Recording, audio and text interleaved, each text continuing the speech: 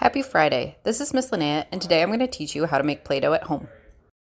You will need 2 cups of flour, half a cup of salt, 2 tablespoons of cream of tartar, 2 tablespoons of oil, vegetable oil, coconut oil, peanut oil, olive oil, these all should work, 2 cups of warm water, and lastly, if you want to get fancy, food coloring to change the color of your dough, and some kind of scented oil if you'd like it to have a smell.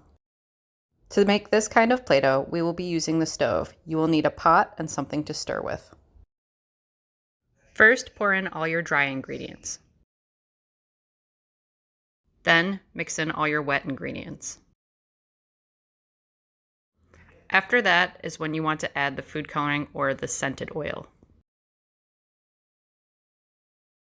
Put the mixture on the stove at low heat. Mix together slowly. This will take several minutes, but you'll notice your dough is starting to get ready when it begins to clump up. Once you are able to mix it into a ball, take it off the heat and put it in the fridge to cool. After about 45 minutes in the fridge, your Play-Doh should be ready to go. Your Play-Doh shouldn't be too sticky. If it is, add more flour.